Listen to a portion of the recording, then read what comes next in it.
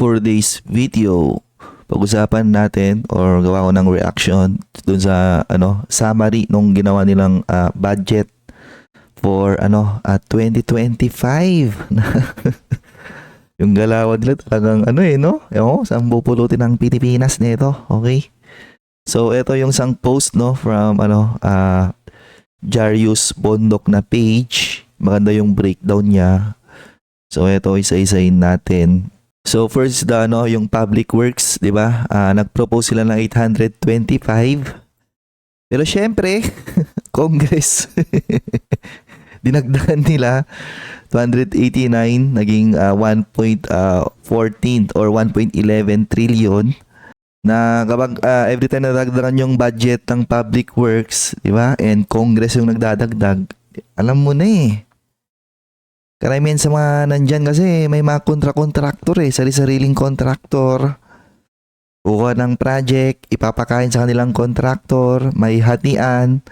And syempre yung gagawin ng kanilang kontraktor substandard, ang magiging kawawa is still the Filipino lugi, di ba? Lugi ang taxpayers money. Kaya when it comes to yung funds from public works, laging may mga insertion, laging may mga additional So most will go to flood control na walang nangyayari, di ba? Di siya evident. In fact, kapag nagbo-browse kayo sa social media lagi is mabibilis masira, di ba? Substandard yung mga ginagawa. Iba nga wala talagang nagagawa. Okay, kunyari may project.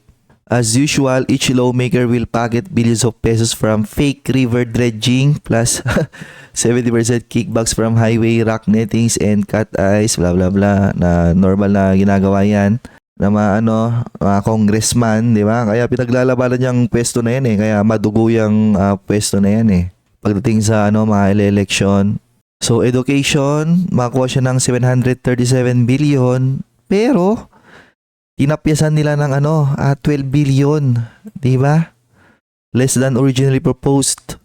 So, state colleges and universities will get 122 billion at 30 billion less. So, ilang scholar, di ba? Yung hindi nila ngayon, hindi nila matatanggap. Malaking pera yan Kasi kung babawasan mo yung budget nila, malamang mag-adjust yan. Baka yung number of scholar na pwede nilang kunin, baka mabawasan na, okay? Science and technology, babawasan din nila 29 billion na dapat nga malaki din budget niyan Di ba? Kasi Pilipinas, third world country, kailan nating gumawa ng studies about modern technologies, modern innovation. So instead, babawasan nila. So from 29 or from 49 magiging 29. So anong asahan mo sa pag-unlad ng Pilipinas when it comes to technology? So according to the Constitution daw, the state shall assign highest budgetary priority to education, and yet binabawasan nila ng binabawasan, di ba? Further prioritizes research and development, which is slightly under siya ng science and technology, blah blah blah. And then ito yung mainit na issue ngayon, yung zinero nila yung budget sa PhilHealth. Well, ganito kasi yan ang PhilHealth matagal nang may issue talaga yan, okay? PhilHealth is an insurance, supposed to be an insurance business, insurance company, pero siya controlled by the government. Alam mo naman, pag kinokontrol yan ng gobyerno, talagang hindi siya efficient. Kaya for so many years, different administration, laging may issue yan ng corruption dito, corruption doon. So madami talagang funds ang PhilHealth, talagang lumalabas, nalulustay, blah blah blah. Pero madami siyang natutulungan pa rin, di ba? Although madaming hindi natutuwa sa nilang serbisyo, at least may natutulungan siya. Ang ilan na lang dyan is talagang improve siya lang improve, okay? The President allotted 74 billion, 53 billion from sin taxes on alcohol. So tataksan nila yung mga bisyo and sugar. And supposed to be, ibibigay nila yan sa PhilHealth. Ayan, sin taxes automatically must be given to PhilHealth. That's the indirect contribution of indigents and low-income earners. It's added to the direct contributions from mid and high-income earners. So starting pala this year, nag-raise pa nga sila ng contribution Ang problema, may news nung nakaraan, kinuha yung budget dyan. Diba? Kinuha ni Ralph Recto, nilipat niya sa iba. So nagtaas sila ng contribution para syempre gumanda yung benefits supposed to be ng mga members. Ngayon, sabi daw ng Congress, masyado daw madaming pera ang PhilHealth. Pero kasi yan insurance company yan Kumbaga ang function yan or ang business environment niyan is an insurance company. Health insurance. So, pag insurance, kailangan mo talaga yan ng mga floating na money. Di ba? Hindi pwedeng bawasan mo ng bawasan yan. Dahil insurance company yan, malamang sa malamang may mga supposed to be gagawin yan na mga investment, ganon. Para magamit nila yung mga floating na pera. Makapag-earn sila ng interest on those investment na gagawin nila. Ngayon, kung babawasan mo yon, wala. Mas mahirapan silang mag-function. If I'm not mistaken, it has 600 billion reserves deposited for, dinedeposit nila pero sa interest lower than inflation rate, so government is losing money. Pero ito yung mali dyan, no? Ang sabi kasi ni Grace po, government is losing money. Hindi naman, hindi naman pera ng gobyerno yan Di ba? So, contributions yan ng mga member Kasi nga, siya insurance company yan So, PhilHealth spokesperson, blah blah blah, give another figure, 431 billion when interviewed by Ted Filon. It's not government money. Tama, di ba? It's mostly members' direct contributions since 1995 when PhilHealth was put up. Indirect contributions began only in 2019. So, indirect contribution, yung tinutukoy niya, yung mga binanggit niya rito kanina, yung mga galing sa mga sin taxes, example, okay? So mostly talaga siya yung figure na 600 billion is mostly pera ng miyembro, pera ng PhilHealth members, pero si Grace po nag-assume siya na majority of that is pera na daw ng gobyerno, di ba? Ayan reserves are not excess funds, it's a seed capital. So it's a capital na pwede mong i-work around, di ba? Gawa na sila ng investment, blah blah blah, para mapag-earn sila ng interest on that investment. Kasi nga, hindi mag-work ang isang insurance kung hindi yan gagawa ng kung hindi yan gagawa ng certain kinds of investments out there. So, gagawa ka ng investment para nga yung funds or yung mga pinapaikot mo na funds papunta or pabalik sa mga membro mo is somehow sustainable, okay? Ganun yun. Kaya hindi mo basta pwede bawasan yan ng bawasan. Kasi pag babawasan mo yan, mapupunta sila sa certain risk na karon sila ng bad cash liquidity. Maring mag-crumble yung mismong insurance kapag nagkaroon ng bad cash liquidity, okay?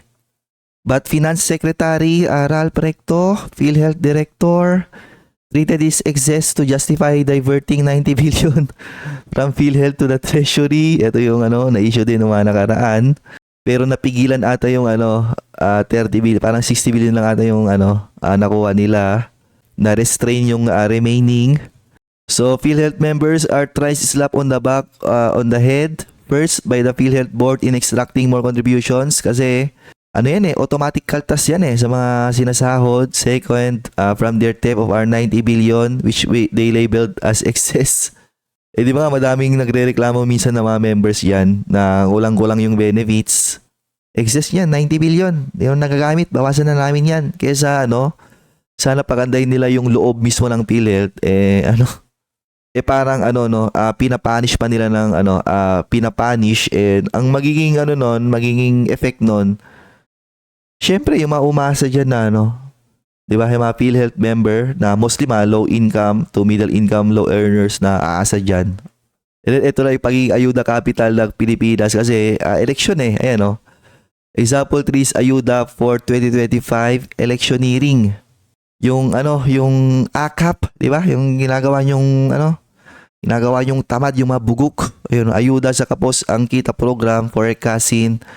Yan, si Romualdez will be abolished. Pero, ayun, inapprove nila 26 billion. 5 billion will be AKAP for senators and 21 billion will be AKAP for congressman. Di ba? Na recently, may may nabasa akong article sa COMELEC, di ba? Sabi nila, hindi raw considered as vote buying kapag namimigay ng ayuda yung mga tatakbo sa darating na election. Uy, di ba? AKAP will be doled out by re-electionist politicos, syempre. Then yung mga patay gutom, yung iba mga bugok lang talaga, di ba? Mga walang magawa sa buhay, syempre pipila na naman dyan. Kuha ng ayuda, okay? And ayun na nga, no? Gano'n lang nangyari sa budget. So, syempre, pagdating sa kapag construction yung usapan, lalaki nila yung budget.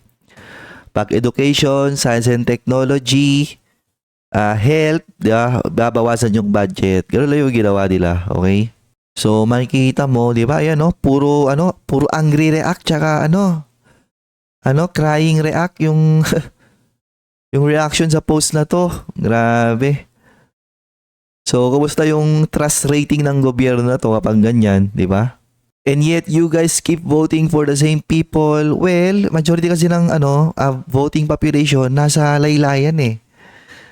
Eh, yun nga yung lagi nilang nililigawan eh, di ba? Kapag naligawan nila yung mga nasa laylayan, yung mga low income papunta sa poorest of the poor, malaki yung chance pananalo na sila eh. Kaya nga strategy ng mga politiko dito sa Pilipinas is pasahin mo lagi yung mga nasa laylayan, yung mga lower income papunta sa laylayan na income household, papunta sa mga tambay.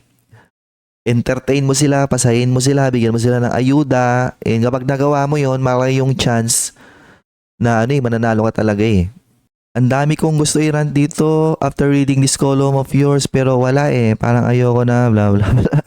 Ganoon talaga. Sila yung pinaupo nyo nung last election eh. Duterte's admin very far from present admin, very thankful that during pandemic, FPRRD able to handle well the country. Yun nga pala, what if biglang may pumutok ulit na health issue?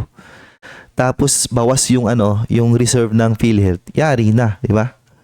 So, Marcos Pamor, harap-harapan ng corruption, ginawang legal.